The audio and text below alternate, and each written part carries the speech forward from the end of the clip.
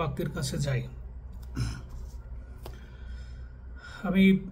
আজকে আমরা ঈশ্বরের বাক্য নিয়ে আলোচনা করতে চাই এবং আমি বিশেষ করে আবারও একটু যিশায়া পুস্তক থেকে দু একটি পদ আমি নিয়ে সেখান থেকে আমি আলোচনা করতে চাই।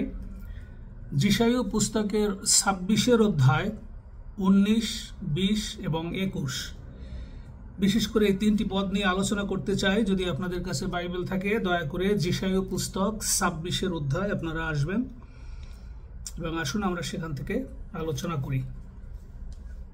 আমি একটু পাঠ করে নেই। প্রথমে 19 পদ, তোমরা মৃতেরা জীবিত হইবে আর সব সমূহ উঠিবে। হে ধূলি নিবাসীরা, তোমরা জাগ্রত হও, আনন্দ গান করো, কেননা তোমার শিশির দীপ্তির শিশির তুল্য, এবং তুমি প্রেত দিগকে ভূমিষ্ঠ করিবে।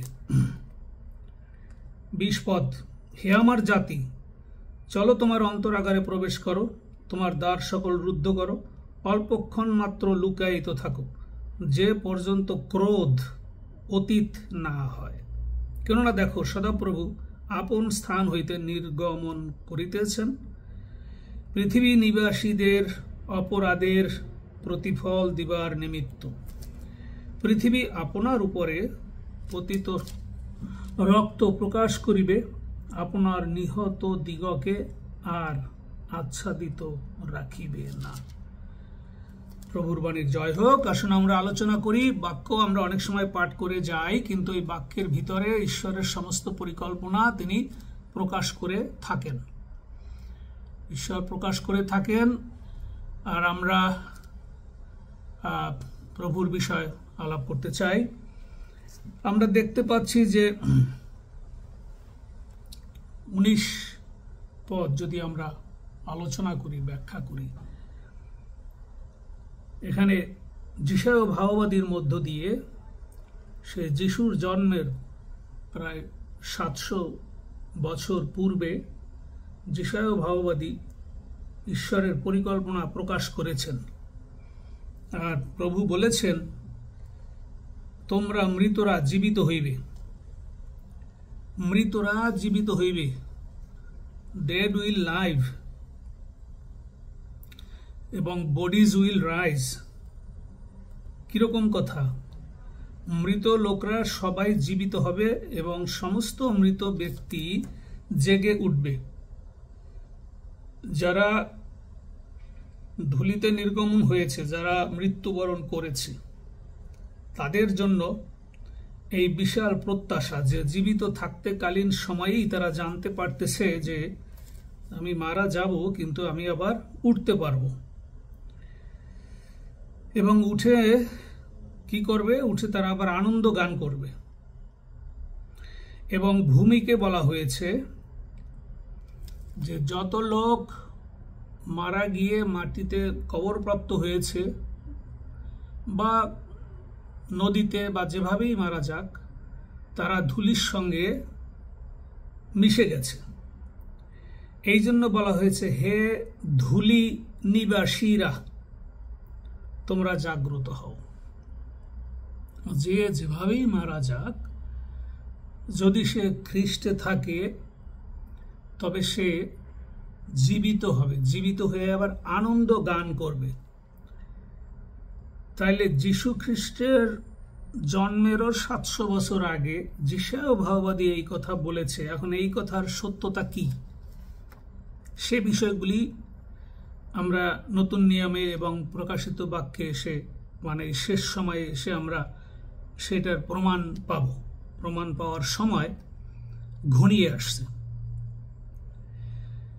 ধূলি, মাটি থেকে তারা জেগে উঠবে, তাই না? এবং আরেকটি কথা বলা হয়েছে, পৃথিবী থেকে ভূমিষ্ঠ হয়ে বেরিয়ে আসবে মৃতরা। কিরকম ভাবে বেরিয়ে আসে? মায়ের গর্ভ থেকে যেমন সন্তান বেরিয়ে আসে, এই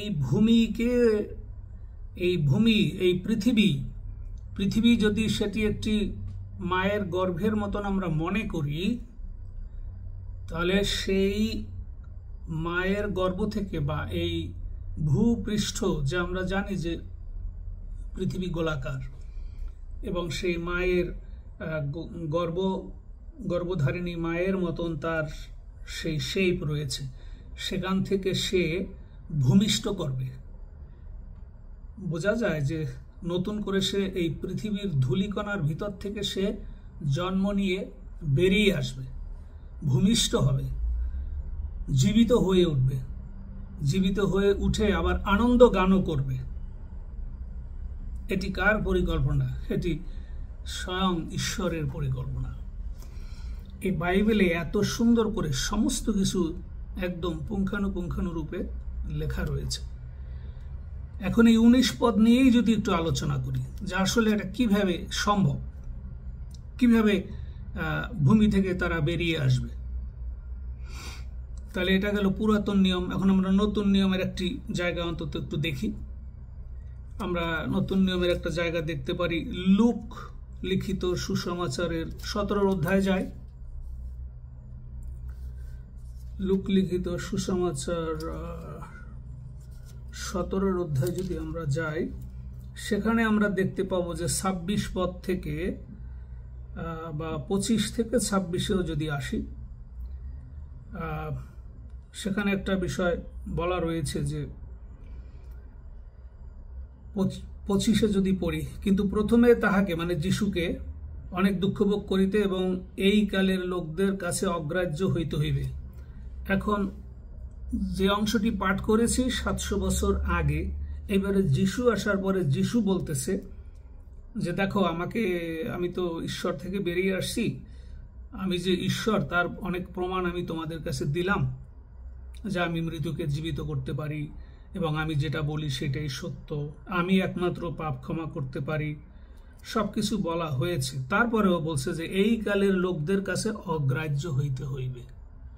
তার মানে এখন এই শেষ সময়টা আসবে, এবং যিশু বলছে যে এখন আমাকে যেভাবে মানুষ প্রত্যাখ্যান করিতেছে, আমি ক্রুশে যাওয়ার আগে যেভাবে আমাকে মানুষ অবিশ্বস্ত ভাবে আমাকে ধিক্কার দিল, এবং যে যিহুদি বংশের লোকরা আমাকে অগ্রাহ্য করলো, তারা আমাকে অগ্রাহ্য করেছে, এবং এর পরে আরো বেশি অবিশ্বাসী লোক আসবে। এবং উদাহরণ হিসেবে তিনি 26 পদে বলছে, আর নোহের সময়ে যেরূপ হইয়াছিল মনুষ্য পুত্রের সময়ও তদ্রূপ হইবে। লোকে ভোজন পান করিত, বিবাহ করিত, বিবাহিতা হইত, যে পর্যন্ত না নোহ জাহাজে প্রবেশ করিলেন আর জল প্লাবন আসিয়া সকলকে বিনষ্ট করিল। এখন এটা যিশুর নিজের কথা, যে দেখো, এই তো আমাকে এখন যাতনা দিচ্ছে, কিন্তু আমি আর একটা উদাহরণ যিশু দিয়ে রাখতেছে, যে দেখো, নোহের সময়ে কেউ নোহর কথা বিশ্বাস করেনি, ঈশ্বরের বিষয়ে সে প্রচার করেছে, কেউ কথা শুনেনি, যার জন্য ঈশ্বর পরিকল্পনা করেছে সমস্ত পৃথিবীকে সে সমস্ত প্রাণী মেরে ফেলবে। এখন যিশু বলছে আমিও যখন আবার আসব, আমার আসার সময়ও কিন্তু একই ঘটনাই ঘটবে, বি কেয়ারফুল। এবং যিশু কয়বার আসবে সেটি দেখতে হবে। যদিও যিশুর মৃত্যুর পরে যিশুর 3 বার আগমন হবে। একবার আগমন হয়েছে যে যখন যিশু জীবিত হয়ে কবর থেকে বেরিয়ে আসলেন, এবং মরিয়ম যখন তাকে প্রণাম করতে চাইলেন, তখন যিশু বলল, আমাকে এখন স্পর্শ করিও না, আমি এখনো উপরে যাই নাই, কারণ আমি ওই রক্তের প্রতীক, আমি স্বর্গীয় স্থানে, রক্তের প্রতীক স্বর্গীয় স্থানে আমি সেই মহা পবিত্র মন্দিরে উপরে ঈশ্বরের বেদিতে আমি যখন দিব, তখন আমি মহাযাজক হব এবং আমার মিশন সমাপ্ত হবে। তাহা হইলে উনি মরিয়মকে বলছে, আমি সেই কাজটি করে নিচে আসি, তারপরে তোমরা আমার সঙ্গে কথা বলতে পারবে বা আমাকে প্রণাম করতে পারবে। এবং তিনি 40 দিন যাবৎ সবাইকে দেখা দিলেন, শিষ্যদের দেখা দিলেন। তাহলে তিনি সে কবর থেকে উঠে প্রথমে আগে একবার উপরে গেলেন এবং উপর থেকে একবার নেমে আসলেন। এটি একটা আগমন। আর এখন যিশু যে আগমনের কথা বলছে সেটি হইল যে এখন তিনি উপরের সিংহাসনে, ঈশ্বরের সিংহাসনের দক্ষিণ পাশে রয়েছেন। যত বিশ্বাসী লোক তার সঙ্গে ওখানে রয়েছে, যত বিশ্বাসী লোকের আত্মা, এই সবাইকে নিয়ে ওনার আরেকটি আগমন হবে। সেই আগমন পৃথিবী পর্যন্ত নয়, সেটি হলো মধ্য আকাশ পর্যন্ত। তাহলে মধ্য আকাশ পর্যন্ত হবে। এখন যিশু সতর্ক করছে যে দেখো, মনুষ্যপুত্রের সময়ও তদ্রূপ হইবে। দুইটি আগমন এখনো বাকি। তিনটি আগমনের প্রথমটি হয়ে গেছে যিশু পুনরুত্থিত হওয়ার সঙ্গে সঙ্গে। এখন দ্বিতীয় আগমন হবে মধ্য আকাশে এবং তৃতীয় আগমন হবে শেষবারের মতন, যেটিকে আমরা বলি দ্বিতীয় আগমন বলি। আসলে দ্বিতীয় আগমন নয়, যিশুর শেষবারের মতন আগমন, সেটা বলতে পারি। আর নোহের সময় যেরকম হয়েছে সেরকমই হবে, যে সবকিছু ঠিকঠাক মতন চলতে থাকবে, আমাদের আনন্দ ফুর্তি গান বাজনা সবই হইতে থাকবে। কিন্তু হঠাৎ যেমন নোহের সময় বৃষ্টি নেমেছিল এবং 28 পদে আছে একই জায়গায় লুকের 17-তে, লোটের সময়ও লোটকে যখন বলা হয়েছে তুমি শুধু এই সদম গমোরার সীমানাটা একটু পেরিয়ে দূরে যাও, যখনই তুমি এই এরিয়া ছেড়ে যাবে তখনই উপর থেকে আগুন পড়বে স্বর্গ থেকে, যেখানে এটা আমরা ইয়াতে পাবো, ইয়োবের কাছে ঈশ্বর প্রকাশ করেছিল, দেখো উপরে প্রচুর আগুন রাখা আছে। এবং জল প্লাবনের সময়ও প্রচুর জল উপরে রাখা হয়েছিল, তার নাম হলো ক্যানোপি, জলাধার। সেই উপরের জল দিয়ে যেমন জল প্লাবন হয়েছে, এইবারে উপরে যে আগুন রয়েছে, কর্কা, সালফার, সেগুলি সদম গমোরাকে কিছুই তারা বুঝতে পারে না। সদম গমোরা এত সুন্দর সিটি, এত আনন্দ, এত অদ্ভুত, সেখানে ক্লাব, আনন্দের কোনো সীমা নাই, সুন্দর শহর, কিন্তু কেউ বুঝতে পারল না। হঠাৎ করে সেই অগ্নি নেমে সদম গমোরাকে চিরকালের জন্য শেষ করে দিল। এখন মনুষ্যপুত্র যখন আসবে, এখন যে দুটি আগমন বাকি রয়েছে, একটি হলো মধ্য আকাশে আসবে আর একটি হলো শেষ আগমন। তো মধ্য আগমন যখন হবে তখনও মানুষ বুঝতে পারবে না, আবার শেষ আগমন যখন হবে তখনও মানুষ বুঝতে পারবে না যে কোন ক্ষণে কোন দিনে মনুষ্যপুত্র নেমে আসবে, সেটি আমাদের অজানা। কিন্তু আমাদেরকে চিহ্ন দেওয়া হয়েছে, চিহ্ন বহন করা হয়েছে। এবং দ্বিতীয়বার যখন এখন আসবে সেই দিনেও এইরূপ হইবে। সেই দিন যে কেহ, আমরা 30 পদ পড়ি, 17-30, সেই দিনেও এইরূপ হইবে। সেই দিন যে কেহ ছাদের উপরে থাকিবে আর তাহার জিনিসপত্র ঘরে থাকিবে, সে তাহা লইবার জন্য নিচে না নামুক। আর তদ্রূপ যে কেহ ক্ষেত্রে থাকিবে, সেও পশ্চাতে ফিরিয়া না আসুক। অর্থাৎ এখানে বলা হয়েছে যে, তারপরে আমরা 33-এ যাব, যে বলা আছে যে দুইজন বা 35 পদে, দুইজন স্ত্রীলোক একত্রে যাতা পিসিবে, তাহাদের একজনকে লওয়া হইবে এবং অন্যজনকে ছাড়িয়ে যাওয়া হইবে। এই সময়টা বাকি আছে, এইটা আসতেছে। যে হঠাৎ যে মধ্য আকাশে যখন আসবে তখন তিনি নিতে আসবে। কাদেরকে নিতে আসবে? প্রথমে আসবে ডাক দেবে, মৃতদেরকে ডাক দেবে। কিভাবে নিতে আসবে? এখন আমরা যদি এটা বুঝতে চাই তাহলে থিসলনিকীয় 1 অধ্যায়ে যেতে হবে, তখন এটি আপনি বুঝতে পারবেন। থিসলনিকীয় 1 অধ্যায়, প্রথম থিসলনিকীয় 4 অধ্যায় যখন আমরা যাব, 13 থেকে যদি আমরা 16 পর্যন্ত দেখি,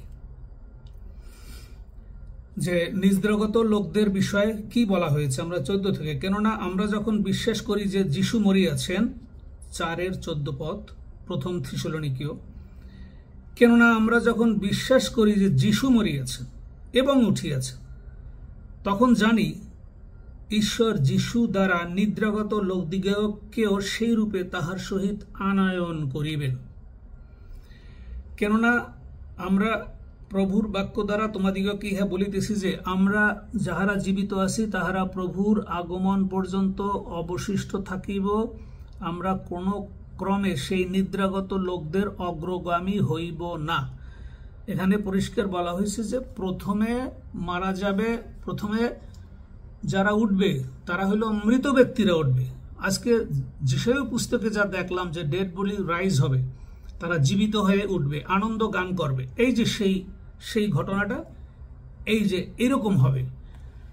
পুরাতন নিয়মে যেরকম বলা হয়েছে, নতুন নিয়মেও সেই একই ব্যাখ্যা আরেকটু স্পষ্ট করে বলা হয়েছে যে দেখো, যিশু যেভাবে মৃত্যু থেকে উঠে জীবিত হয়ে উঠছে, যিশুই পথ, এটা হলো যিশুর রাস্তা, পথ দেখিয়েছে উনি, যে উনি যেভাবে মৃত থেকে জীবিত হয়ে উঠেছেন, এখন ওনাকে যারা বিশ্বাস করছে, গ্রহণ করেছে, যারা নতুন জন্ম প্রাপ্ত হয়েছেন, শুধু তাদের কথা বলা হয়েছে যে তাদের মৃতদেহগুলি এখন উনি উপর থেকে ডাক দেবে। কিভাবে ডাক দেবে দেখেন, উনি বলছে আনায়ন করবে। এই আনায়ন শব্দটা কিন্তু অনেকেই বুঝতে পারতেছে না বিষয়টা কি। অনুরোধ করি বিষয়টি আপনারা ভালো করে একটু খেয়াল করুন যে যিশু রয়েছে ঈশ্বরের সিংহাসনের সম্মুখে। যত বিশ্বাসী লোক মারা যায় তাদের আত্মার সাথে সাথে উপরে চলে যায়, আর অবিশ্বাসীদের আত্মা নিচে চলে যায়। এই জন্য মৃত্যুর পরে সেই আত্মা নিয়ে প্রার্থনা করে কোনো লাভ হবে না, সেটি একটি ভুল তথ্য। যখনই সে মারা যায় সঙ্গে সঙ্গে হয় তার আত্মা যিশুর কাছে যাবে অথবা নিচে চলে যাবে। এখন যারা উপরে গিয়েছে যিশুর বেদির কাছে, যেখানে সংরক্ষিত হয়েছে আত্মাগুলি, এই আত্মাগুলিকে এখন জীবিত করা হবে। এই জীবিত করার যে বিষয়বস্তু, যিশু করবে কি, সমস্ত আত্মাগুলিকে নিয়ে তৃতীয় আকাশ থেকে, মানে একদম উপর থেকে এই দ্বিতীয় আকাশে নেমে আসবে। কাদেরকে নিয়ে? সমস্ত বিশ্বাসী মৃত আত্মাগুলি আনায়ন করা। He will bring with him, এটা নিয়ে আস্তে করে সে নিচে মধ্য আকাশ পর্যন্ত আসবে, পৃথিবীতে কিন্তু আসবে না। কিন্তু অনেক তুরিধ্বনি হবে, ডাক দেওয়া হবে, বিশাল তুরধ্বনি, কোটি কোটি স্বর্গদূত সেখানে উপস্থিত, সবাই মধ্য আকাশে শূন্যের উপরে। আমাদের পৃথিবীও কিন্তু শূন্যের উপরে, আমরা এত বুঝি না সেটা। আমরা জানি বুধ, শুক্র, পৃথিবী, মঙ্গল, ইউরেনাস, নেপচুন, প্লুটো, এত বড় বিশাল সার্কেলের মধ্যে পৃথিবীও এভাবে শূন্যের উপরে ঘুরতেছে, আমরাও শূন্যের উপরে, সমস্ত কিছু শূন্যের উপরে। এখন মধ্য আকাশের যে স্টেজ, ঈশ্বরের বিবাহ ভোজের যে বিশাল প্রস্তুতি, এবং সমস্ত মৃত লোকের আত্মাকে তিনি উপর থেকে এক ধাপ নিচে আনায়ন করবে, নিয়ে আসবে, এবং তখন উনি ডাক দেবে যারা ভূমিতে মৃত অবস্থায় কবরস্থ হয়েছেন, তাদেরকে তিনি ডাক দিবেন। এবারে ডাক দিবেন কিভাবে? এখন প্রকাশিত বাক্যতে চলে যাই। প্রকাশিত বাক্য 4 অধ্যায় আসেন। এই যে ঈশ্বরের পরিকল্পনা, পুরাতন নিয়ম বলে দিয়েছে, নতুন নিয়মেও বলে দিয়েছে, আর যিশুর লেখা শেষ চিঠি মানব জাতির কাছে এই প্রকাশিত বাক্য, সেখানে এসে এখন যিশু নিজে বলছে, 4 অধ্যায় প্রকাশিত বাক্য, দেখো স্বর্গে এক দ্বার খোলা রহিয়াছে, এবং প্রথম যে রব শুনিলাম যেন তৃতীয় রব আমার সহিত কথা কহিতেছিল, সেই রব শুনিলাম কেহ বলিতেছেন, এই স্থানে উঠিয়া আইস। মানে মৃত ব্যক্তিরা, এই যে মণ্ডলীর যুগ, 7 মণ্ডলীর যুগ শেষ হয়ে যাচ্ছে। এই 7 মণ্ডলীর যুগ শেষ হবে কখন? এই যে যখন ডাক দিবে যে আর অনেক হয়েছে, মণ্ডলীতে অনেক কিছু করেছ, আর নয়, এইবারে টাইম শেষ, যারা এতদিনে বিশ্বাস করতে পেরেছ, ভেরি গুড, তাদেরকে আহ্বান করছি, তোমরা আইসো। এই যে ডাক দিলেন, এক ডাকে সমস্ত কবর ফেটে ভূমিষ্ঠ করল, সমস্ত ধূলিকণা থেকে সমস্ত মৃতদেহ জাগ্রত হয়ে সব উপরে দ্বিতীয় আকাশের দিকে হু হু করে যাত্রা করবে, আর সেখানে গিয়ে তারা গৌরবান্বিত দেহ পাবে। এই গৌরবান্বিত দেহটাই হইল যিশুর বিবাহ ভোজের পোশাক। সেখানে সবাই ঢুকে পড়বে, সেই 5 কুমারী সেখানে ঢুকে পড়বে, আর 5 কুমারী তারা প্রস্তুত না। তার মানে প্রথমে গেল মৃতরা, সমস্ত বিশ্বাসী মৃতরা উপরে উঠে গিয়ে যিশুর বিবাহ ভোজে ঢুকে পড়ল। যিশু হইল বর, তাকে দেখতে পাইল। এই ঘটনা যখন 100-তে 100 ভাগ সত্যি হবে, তখন কেমন হবে সেটি উপলব্ধি করার সুযোগ আমরা এখন পেয়েছি যারা জীবিত আছি, যারা বাক্য পড়ছি, শুনছি, জানছি, আমরা সেই সুযোগ পেয়েছি। হ্যাঁ, অনেকে সেটি পায়নি। আপনারা বাইবেল পাঠে বললেন যে মূঢ় বলিতেছে ঈশ্বর নাই, খালি মূঢ় বলে নাই। সেদিনও আমি এটা খ্রিস্টান গ্রুপের সাথে বসলাম, তার ভিতরে অনেকেই আছে যিশুরে কোনোভাবেই ঈশ্বর বলতে রাজি না, ঈশ্বর যে আছে সেটাই তারা বিশ্বাস করে না, কিন্তু তারা আবার বায়োডাটায় লেখে আমি খ্রিস্টান। তো দশাটা এরকম, ঠিক আছে। তো এখন আপনি দেখেন আবার দাউদের গীতের 23 অধ্যায় পড়লাম, সেখানে আপনি 6 পদটায় কি পড়েছিলেন? সাধু দাউদ সরাসরি বলছে যে আমি সদাপ্রভুর গৃহে চিরদিন বসতি করিব। চিরদিন মানে অনন্তকাল, এর কোনো শেষ নেই, ঠিক আছে। তো চিরদিন বসতি করবে কিভাবে? অবশ্য সাধু দাউদ এই যে যিশু যে মধ্য আকাশে নেমে আসবে, তখন সাধু দাউদের আর উপরে যাওয়ার দরকার নাই। কেন দরকার নাই? কারণ যিশু যখন পুনরুত্থিত হয়েছে, ওইটা ভালো করে পড়ে দেখবেন, সেই সময় ভিতরে অব্রাহামের বুজমে যত সাধু ছিল, অব্রাহাম, মোশি, দাউদ, সবাই সেখানে অপেক্ষা করছিল কবে যিশু এই তার পবিত্র রক্তের যজ্ঞ পাশ করে আমাদেরকে এখান থেকে তুলে নেবেন। সেই দরিদ্র লাশার যেখানে ছিল, সবাইকে যখন উপরে নিয়ে গেছে, সাধু দাউদ অলরেডি উপরে আছে। কিন্তু তার পরের থেকে আমরা তারা যাব, এই যে যখন ডাক দিবে, যখন আইসো বলবে, তখন সমস্ত মৃত বিশ্বাসীরা হু হু করে উপরে উঠে যাবে, আর সবাই সেটা দেখতে পাবে। যারা দেখতে পাবে কেমন ভয় পাবে একটু বুঝতে পারেন। সমস্ত কবর ফেটে যাবে, তখন কি অবস্থা হবে? এই ঘটনা অতি শীঘ্র ঘটিবেই ঘটিবে, 100-তে 100 ভাগ ঘটিবেই ঘটিবে। কখন আমরা জানি না। এখন আর একটা বিষয়, এই যে মৃতদেরকে নিয়ে যাওয়ার পরের তুরুধ্বনিতে, পরের ডাকে যখন বলবে এইবারে জীবিতরাও চলে আসো, যারা বিশ্বাসী শুধু তারা আসবা, অন্য কেউ আসতে পারবে না। এইবারে বিশ্বাসীরাও উপরে উঠে গেল। উপরে উঠে যেতে যেতে তাদের এই পার্থিব দেহটা ভেঙে পড়বে, এবং তারা কি করবে? স্বর্গীয় দেহ তারাও পাবে। এইবারে সমস্ত বিশ্বাসী যিশুর সঙ্গে। তার কোনো চিন্তার কারণ আছে? এবং অনন্তকাল জীবিত থাকার সেই পরিত্রাণ, সেই সুযোগ, সেই পাসপোর্ট তারা পেয়ে গেল। এই নশ্বর পৃথিবী একেবারে ক্ষণস্থায়ী। যে যতই ভালো থাকার চেষ্টা করুক, লাভ হবে না। যত ধনী হওয়ার চেষ্টা করুক, কোনো কাজে আসবে না। সব এইখানে পচে গলে শেষ হয়ে যাবে।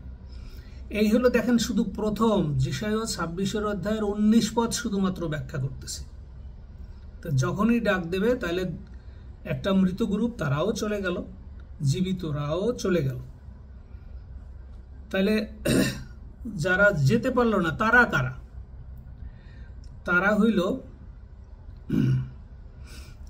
হইল জিহুদি জাতির লোকদের জন্য শাস্তি আসবে।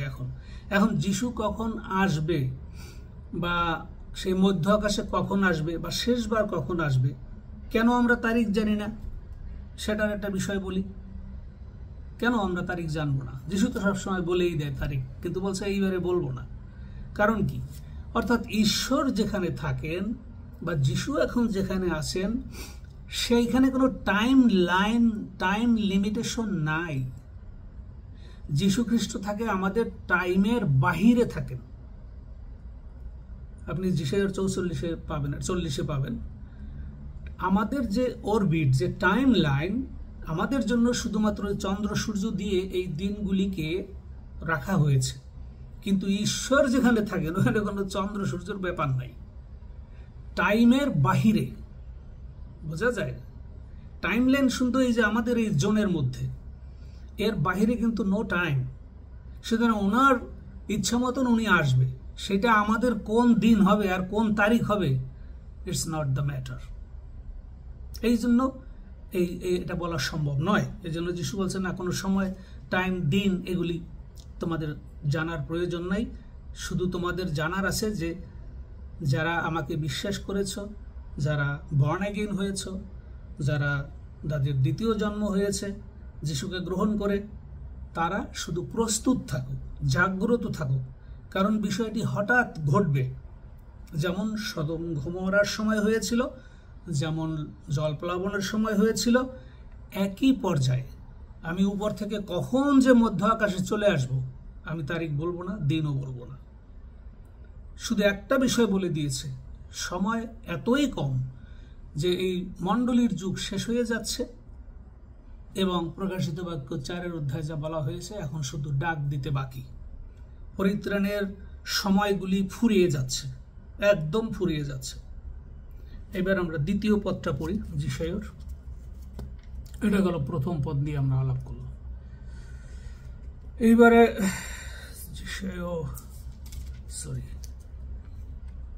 যিশাইয়ের পদটা কোথায় রাই গেলাম? যিশাইয়ের পুস্তকের 26-এ আবার একটু ফিরে যাই। যিশাইয়ের 26-এর অধ্যায়ে আমরা আবার চলে আসি 19 পদে। তোমরা মৃতরা জীবিত হইবে, আমার সবসমূহ উঠিবে। এটা 19 না, এবারে 20 পদে যাই আমরা।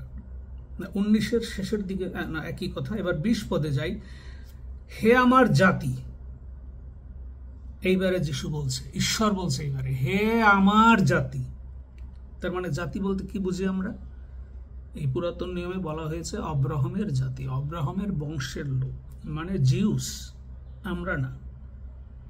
তাহলে উপরে সবাইকে চলে গেল, যারা যাইতে না পারলো, এখন তারা থাকলো জিহুদি জাতির লোক এবং অবিশ্বাসী লোক পৃথিবীতে ভর্তি।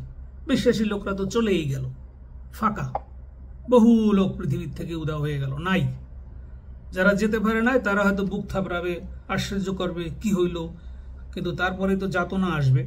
তখন বলছে, হে আমার জাতি, চলো তোমার অন্তরাগারে প্রবেশ করো। এখানে বাংলায় বলা হয়েছে অন্তরাগার, এটা আসলে অন্তরাগার নয়, অন্তরাগার নয়। তোমরা দ্বার সকল রুদ্ধ করো, অল্পক্ষণ মাত্র লুকায়িত থাকো, যে পর্যন্ত ক্রোধ অতীত না হয়। ক্রোধ মানে ঈশ্বরের রাগ। ঈশ্বরের যে এতকাল জলাঞ্জলি দিছ, হে অবিশ্বাসী লোকেরা, হে জিহুদি বংশের লোকরা, আমারে যে ক্রুশে দিলা, আমার কথা যে শুনলা না, তোমাদের জন্য যে শাস্তির সময় রেখেছি, এই যে সেই 7 বছর এখন শুরু। যারা যাবার তারা চলে গেছে, এইবারে আমি আমার সেই প্রতিশোধ তোমাদের কাছ থেকে নিব। এইবারে প্রতিশোধ। হে আমার জাতি সকল, চলো অন্তরাগারে, মানে প্রবেশ করো। কি মানে? এটা বিশাল একটা আসবে, একটা যাতনা আসবে। এবং যে জিহুদিরা বেঁচে থাকলো তাদের ভিতরে যারা বিশ্বাসী তারাও সেটা দেখবে, ঠিক আছে?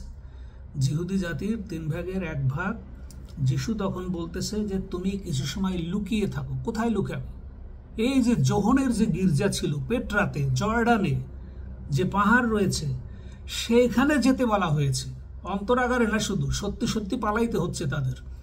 যিশু বলবে, সব বিশ্বাসী আমার যারা আছো সব পালিয়ে যাও, কারণ আমি এখানে মৃত্যু যজ্ঞ ঘটাবো, মৃত্যুযজ্ঞ ঘটাবো, রক্তের প্রতিশোধ নিব। তোমরা দয়া করে একটু লুকিয়ে থাকো, আমি তোমাদের ভালোবাসি, এই তোমাদের মুক্তির দিন আসতেছে, তোমরা কিছু সময়ের জন্য, অল্পক্ষণের জন্য যে যেখানে পারো লুকাও, দরজা বন্ধ করো, চুপ করে থাকো, দেখো কি হয়। এটা কিন্তু সেই সময় বিশাল ব্যাপার। তোমরা লুকায়িত থাকো, পরিষ্কার বলছে, অল্পকাল মাত্র লুকায়িত থাকো, যে পর্যন্ত ক্রোধ অতীত না হয়। কেননা দেখো, সদাপ্রভু আপন স্থান হইতে নির্গমন করিতেছেন। এইটা হইল, তাহলে আমরা দ্বিতীয় আগমন, যিশু আসছে মধ্য আকাশে, সবাইকে নিয়ে গেল বিশ্বাসী লোকদের। এখন যাতনা, পৃথিবীতে যাতনা শুরু হইল। এই যাতনার শেষে এখন যিশু যে শেষবারের মতন আবার আসবে, তার আগের ঘটনা।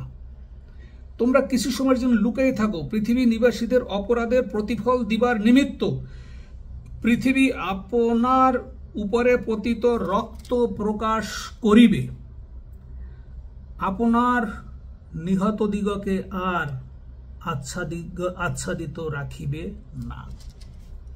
এখন ওই সময় এই 7 বছরের যাতনার কালে যে জিহুদি বিশ্বাসীরা থাকবে, তারাও সেখানে মারা পড়বে, অনেকে মারা পড়বে, এবং অধিকাংশ লোক জীবিতও থাকবে, কিন্তু এরা বিশ্বাসী।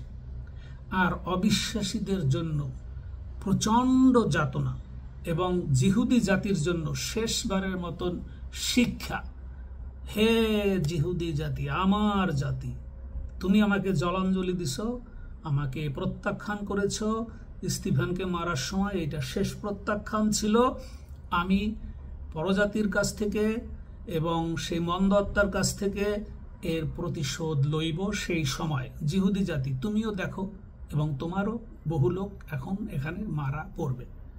তারপরে যারা থাকবে, আমি তাদেরকে সম্পূর্ণ পবিত্র করে, পাপ মুক্ত করে আমার নতুন পৃথিবীতে আমি নিয়ে যাব। এই যে নতুন পৃথিবীতে নিয়ে যাওয়া এবং শয়তানকে সম্পূর্ণভাবে নিঃশেষে হত করে বন্দী করার সময় হইল যিশুর শেষ আগমন। এবং সেটা বিশ্বাসী লোকরা দেখবে উপর থেকে, ওই মধ্য আকাশে যে আমরা গিয়ে বসে আছি, ওখান থেকে দেখতে হবে। আর পৃথিবীতে যারা আসবে তারা মরতে থাকবে। 7 বছরের যাতনা বিশাল বিশাল, সেই বিষয়টি এখানে পরিষ্কার করা হয়েছে। এই জন্য আমরা জানি যে যখন আমরা বলবো যে বলছে কিছুক্ষণের জন্য পালাইয়ে থাকো, আমরা কোথায় পাবো এটা? এটাও আমরা প্রকাশিত বাক্য 12:16 পারবো যে পালাইয়ে যাও। আমরা মথিতে পাবো, যিশু নিজে বলছে 24:16 পদে, ওই সময় তোমরা পাহাড়ে গুহায় পলায়ন করো। কিছু সময়ের জন্য একটু লুকাইয়া থাকো, কারণ এত বড় আঘাত দিতেছি, আমি চাই না যে তোমরা এটা দেখো বা এর কাছে থাকো। যিশু নিজে মথিলিখিত সুসমাচার 24:16 পদ, এই যে শৈল সেই লুকানো জায়গা। যিশু বলছে তোমরা লুকাইয়ে থাকো। এবং 21 পদে আইসা যেই রক্তের প্রতিশোধ, সেটি আমরা দেখব প্রকাশিত বাক্য 19 পদেই, যে স্বর্গ যে খোলা হয়ে গেছে, স্বর্গে সবাই যাচ্ছে, কিন্তু সমস্ত গুলিকে মেরে, পরিষ্কার লেখা, যিশু বলা হয়েছে রক্তের প্রতিশোধ লইয়াছেন, কমপ্লিট, ফিনিশ। এত রক্ত সেখানে ঝরাবে। যিশু আলফা এবং ওমেগা। যাত্রা পুস্তকে 15:3 পদে কি বলা হয়েছে? যিশু বলছে, ঈশ্বর বলছে, lord is a man of war. ঈশ্বর হইল যুদ্ধবীর। সমস্ত শয়তানকে, লুচিফারের সমস্ত শয়তান, 3 ভাগের 1 ভাগ পতিত স্বর্গদূত এবং যত মন্দ আত্মা পয়দা হয়েছে এখানে, সমস্ত গুলির সম্পূর্ণ বিনাশ যে করবে, সেটি হইল যুদ্ধ। কিন্তু প্রকাশিত বাক্য 19:12 আছে, দেখবেন প্রথমে কিন্তু প্রকাশিত বাক্য 6:2 পদে সাদা ঘোড়ায় করে আসছে। সবাই মনে করে কি এটা যীশু খ্রিস্ট? নও, সেটা হলো শয়তান দূতের বেশে আসতেছে। ওই 7 বছরের ধ্বংসের প্রথম দিকে সাদা ঘোড়ায় করে শয়তান দূতের বেশে আসবে। তার মানে শান্তি চুক্তি হবে পৃথিবীতে, সেটি শয়তানের দ্বারাই হবে, সেটি টিকবে না। তো 6 পদেও সাদা ঘোড়ার কথা বলা হয়েছে। এটা হলো শয়তানের বেশে আসবে, শয়তান আসবে পৃথিবীতে যাতনা বাড়াবার জন্য ওই 7 বছর। এবং 19 প্রকাশিত বাক্য 19 অধ্যায়ে এসে যে সাদা ঘোড়া, সেটি হলো যিশুর আগমন। যিশু এসে ওই শয়তানকে বিনাশ করে দেবে এবং এই পৃথিবী শেষ। No more this type of human beings. এই পৃথিবীর এই জিনিস আর আসবে না। এবং যিশু পুস্তকে বলা হয়েছে এটি কারো স্মরণেও থাকিবে না। এই যে পৃথিবীতে এত রকেট আবিষ্কার, এত অ্যাটমিক বোমা, পারমাণবিক শক্তি তৈরি করেছ, এত তোমাদের গৌরব, এর কিছুই থাকবে না, সব ভেনিশ হয়ে যাবে। আমার নতুন পৃথিবীতে কোনো শয়তান নাই, সম্পূর্ণ হোলি ইউনিভার্স, সেখানে আমরা চলে যাব। সুতরাং বন্ধুগণ, এই বিষয়ে আমাদের সতর্ক হইতে হবে। এবং যিশু পুস্তকে সান্ত্বনা আছে। দেখেন, দুষ্ট লোক কৃপা পাইলেও ধার্মিকতা শিখে না। কৃপাটা সবার জন্য। চোর বদমাইশ সবারই হাত পা ভাঙে, অসুখ হয়, সবাই হাসপাতালে যায়, সুস্থ হয়ে ফিরে আসে। কেন? কারণ ঈশ্বরের সৃষ্টি, যেন ঈশ্বর কৃপা করতেছে তাকে, যেন যতক্ষণ না মারে সে যেন তার মন পরিবর্তনের সুযোগ পায়, এই জন্য তাকে বারবার সুস্থ করেন। কিন্তু সত্যিকার ভাবে যদি যিশুকে গ্রহণ না করে, এত কিছুর পরেও, এত উপকার, এত কৃপা, এত হিলিং পাওয়ার পরেও যিশুরে সঠিকভাবে গ্রহণ করলো না, সে কিন্তু আর সদাপ্রভুর দ্বারে সে আর উপস্থিত হইতে পারবে না। সদাপ্রভুর মহিমা সে দেখে না। That's finish. সুতরাং পথ আছে, দুটি পথ আছে। কোন পথে যাবি রে সমন? যিশুর পথে জীবনও আছে। শুধু যে গান গাই আর জাগতিকতায় মত্ত হয়ে আমরা খুব আনন্দ ফুর্তি করতেছি, এটা আধ্যাত্মিকতা নয়, এটা হলো রিচুয়াল, মানে আমাদের প্রতিদিনের নিয়ম কানুন, আনুষ্ঠানিকতা, সেই সকল। কিন্তু প্রকৃত বিষয় হয়েছে যে ডাক দিলে পরে যে উপরে যাইতে না পারবে তার আর রক্ষা থাকলো না, সে আর রক্ষা পাবে না। সবাইকে ধন্যবাদ। ঈশ্বর সবাইকে আশীর্বাদ করুন। God bless you all. Amen. জয় যিশু। আমরা প্রভু গৌরব করি তার